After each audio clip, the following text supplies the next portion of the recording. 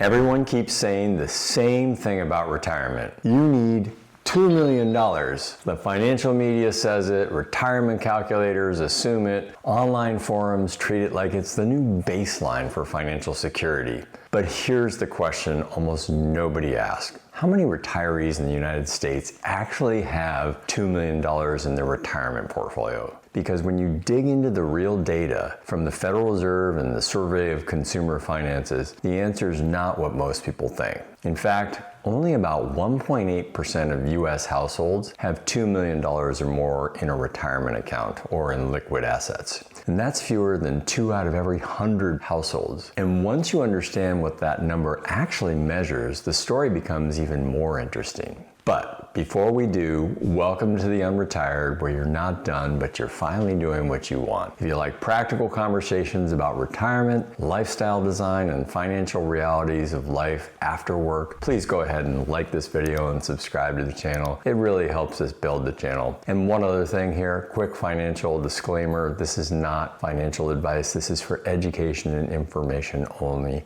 One thing I always say is that everybody's retirement situation is completely different, so please make sure you run your own numbers if you can and consult a financial planner. Now, the first thing we need to do is clear up a huge source of confusion, because when people talk about wealth and retirement, they're often mixing up multiple and oftentimes 2 completely different measurements. One is total net worth and the other is retirement portfolio value, what I call liquid assets. Those are not the same thing. Total net worth includes everything you own, your house, your home equity, rental properties, business interests, brokerage accounts, and retirement accounts, even used cars. But when economists and retirement researchers talk about retirement savings, they're usually referring to retirement accounts or liquid assets. And these are things like your 401ks, your IRAs, your Roth IRAs, pensions, and sometimes even, your other portfolio assets. And that distinction matters a lot because many Americans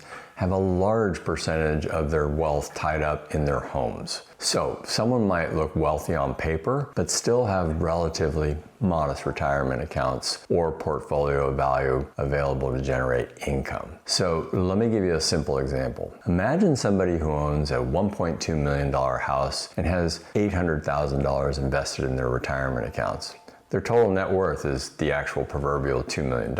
But the retirement portfolio, the money that actually generates the income that they'll live off in retirement, it's only $800,000. So those are 2 completely different financial pictures. So when you hear financial statistics about retirement savings, it's important to understand exactly what's being measured. Now, let's look at the first milestone. How many Americans actually have $1 million in retirement accounts? According to the Federal Reserve, data analyzed by the Employee Benefit Research Institute, about 4.7% of U.S. households have $1 million or more in retirement savings. And that's roughly 1 out of 20 households, already much rarer than most people assume. But the numbers get much smaller as the balances increase, which brings us to the statistic that most people are curious about. How many people reach $2 million?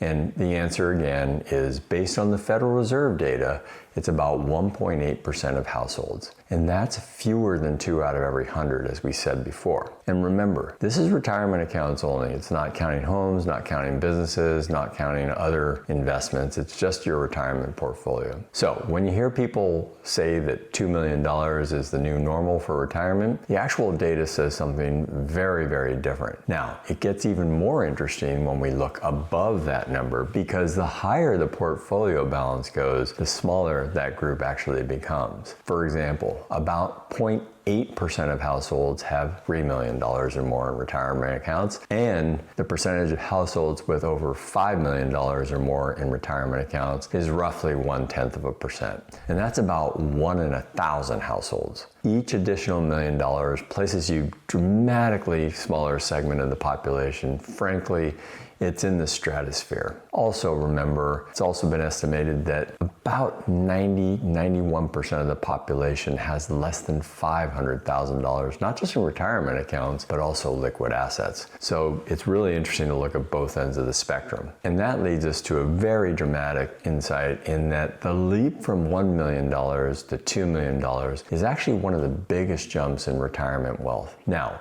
here's where things get very misleading. Because you switched the conversation from retirement portfolios to total net worth, the statistics suddenly look very different. When you include homes, businesses, other assets, about 18% of US households are millionaires. And that's a huge difference. But again, most of that wealth is usually tied up in housing and real estate, which means it doesn't necessarily produce incomes for retirements unless the home is sold or borrowed against. I constantly am talking to people who are thinking about their net worth, and they have the proverbial $1 million net worth, but they may only have $100,000 or $200,000 in retirement accounts or other liquid assets. So somebody can appear wealthy on paper, but suddenly feel very financially constrained when it comes to monthly retirement income. Now, let's narrow the lens even further. Instead of looking at all households, let's look specifically at people who are already retired, because that's when things get, frankly, really interesting. According to available data, only about 3.2% of retirees have $1 million or more in retirement savings. Now, let's think about that for a second. If only about 3%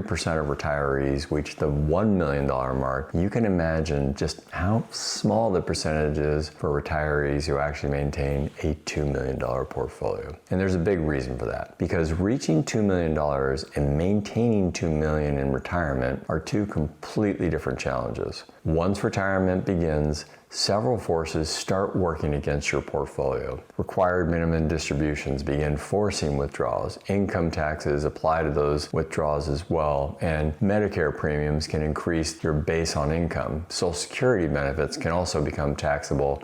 And all of this happens while markets fluctuate and inflation continues to chip away at your purchasing power. So even retirees who reach $2 million can see their balances decline faster than expected if they don't manage withdrawals carefully. Now, let me pause here for a second, and I want to ask you something. If you're comfortable sharing, where do you currently fall on the spectrum? Are you aiming for $1 million, $2 million, or do you already have a retirement portfolio that's close to those numbers? Please drop a comment below and let me know.